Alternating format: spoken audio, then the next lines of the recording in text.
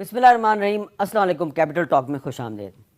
آپ سب جانتے ہیں کہ 2 دن پہلے ایران کی طرف سے پاکستان کی فضائی حدود کی خلاف ورزی کی گئی اور پنجگور کے علاقے میں ایک حملہ کیا گیا، اور اس کے بعد آج پاکستان کی طرف سے ایک جوابی کارروائی کی گئی ہے۔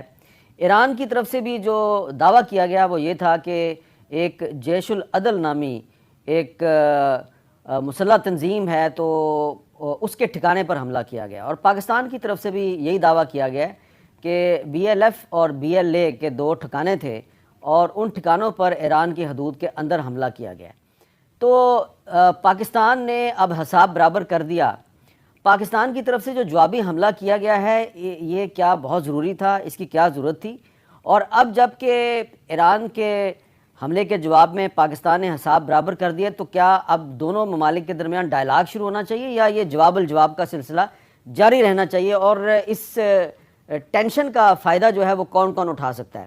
یہ معاملہ ہے جس پہ ہم بات کریں۔ پاکستان کی ایمبیسڈر رہ چکی ہیں ڈاکٹر صاحبہ، آپ سے ہم گفتگو کا آغاز کریں گے۔ یہ بتائیں کہ آپ کے خیال میں یہ جو پاکستان نے جو جوابی حملہ کیا ایران میں، کیا یہ بہت ضروری تھا، اور کیا اب آپ کو لگتا ہے کہ دونوں ممالک جو ہیں وہ اسی طرح ایک دوسرے کو جواب دیتے رہیں گے یا دونوں کو ڈائلاگ شروع کرنا چاہیے؟ حامد، میری نظر میں تو پاکستان نے جو ایک پروپورشنٹ رسپانس کیا ہے وہ بالکل لازمی تھا، ضروری تھا، اس لیے کہ یہ سگنل بھیجنا بھی ضروری تھا کہ پاکستان کے پاس وہ مینز ہیں ریٹیلیٹ کرنے کے، اور یہ کہ پاکستان کے اگر ساورنٹی کو کوئی وائلیٹ کرتا ہے تو اس کا جواب دینے کے لیے پاکستان کے پاس کیپیسٹی ہے اور کیپیبلٹی ہے۔ اور پھر یہ سگنل صرف تہران کے لیے نہیں تھا، میری نظر میں یہ سگنل اور بھی ممالک کی طرف تھا جن کے ذہن میں اگر کبھی یہ آئے کہ وہ بھی کوئی کراس بارڈر ایکشن کر سکتے ہیں تو یہ ان کے لیے بھی، ان کو ڈٹر کرنے کے لیے بھی تھا۔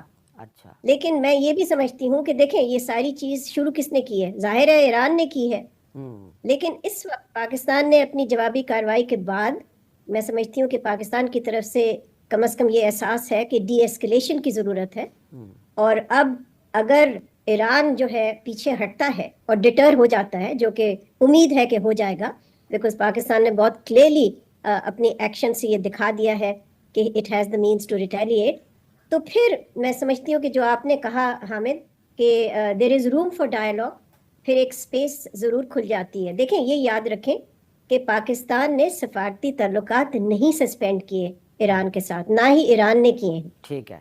تو اب ایک سپیس ضرور ہے کہ دونوں ممالک کے درمیان جب ٹیمپریچر تھوڑا سا نیچے آئے گا، جب ٹیمپرز تھوڑے سے نیچے آئیں گے تو دونوں ممالک، دیکھیں یہ جو بارڈر ایشو ہے اس کو ایڈریس کرنے کی ضرورت ہے۔ اور اس وقت ایک اور بھی سوال آپ نے جو پوچھا وہ یہی تھا کہ اس کا فائدہ کس کو ہوتا ہے؟ دیکھیں اس کا فائدہ داعش کو ہوتا ہے۔ پاکستان اور ایران کے درمیان انٹیلیجنس کوآپریشن رہی ہے داعش کے حوالے سے، تو اس طرح کی اگر تناؤ یا کشیدگی کنٹینیو کرتی ہے تو ظاہر ہے خطے میں تو داعش کو فائدہ ہوگا۔ اس کے علاوہ آپ کو پتہ ہی ہے کہ بین الاقوامی سطح پہ کن ممالک کو فائدہ ہوگا۔ جی